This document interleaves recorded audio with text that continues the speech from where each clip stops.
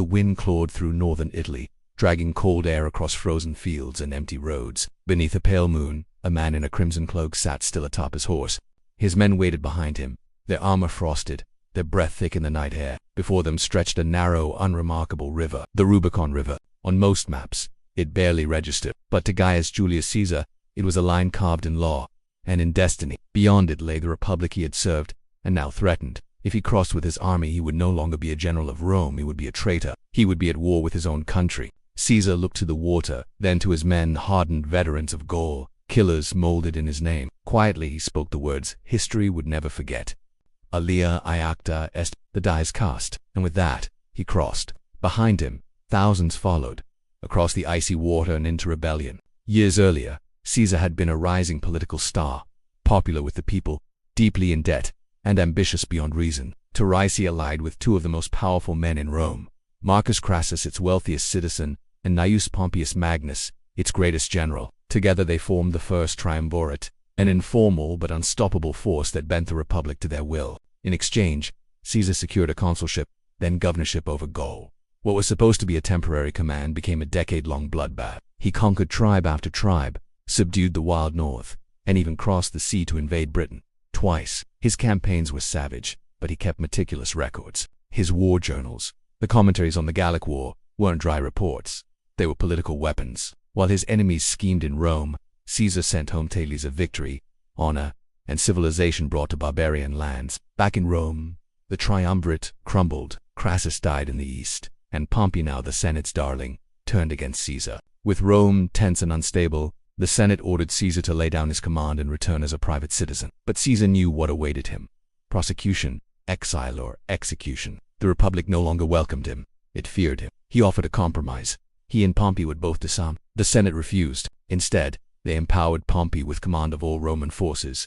It was a declaration of war in everything but name. So Caesar made his move. He took a single legion, the 13th, his most loyal and deadly. They marched south in silence, crossing into forbidden territory. When they reached the Rubicon, the decision was already made. By crossing it, Caesar shattered 500 years of republican law. Rome descended into panic. Pompey and the Senate had expected a standoff, not action. They fled south, abandoning the capital. Caesar didn't pillage, he didn't declare himself king. He simply walked into an empty Rome and assumed control. But Pompey still had legions in Spain, ships at sea, and allies across the east.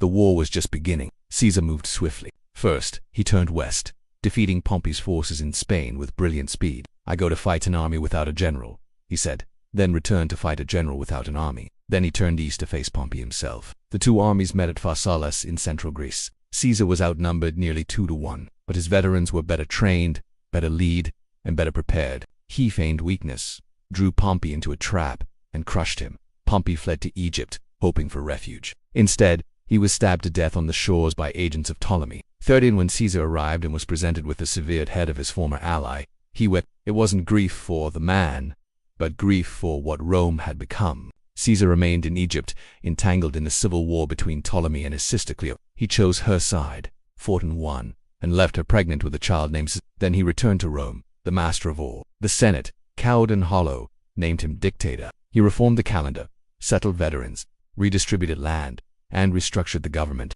He ruled firmly, but not cruelly. Many Romans welcomed the order he brought, but the old guard feared him. Caesar walked and talked like a king. He wore purple, sat on a golden throne, and stamped his face on coins. Rumors spread that he would take a crown, and even though he publicly refused it, 3 times the damage was done. On the Ides of March 44 BC, Caesar walked into the theater of Pompey. He had been warned. A soothsayer had told him, "Beware of the Ides of March."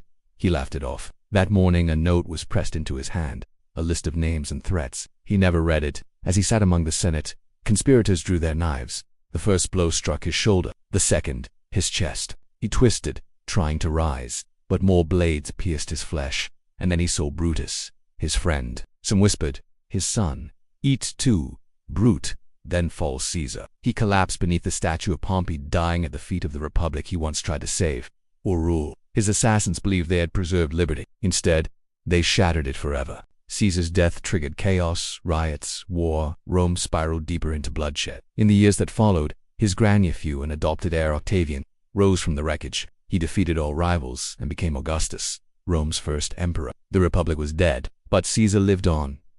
Not in flesh, but in legacy. He had crossed a stream and unmade a state. The phrase crossing the Rubicon would echo for centuries, not as a memory of geography, but as a metaphor for a moment when turning back is no longer an option. Caesar didn't just change the Roman world, he became the reason it ended, and the reason an empire began.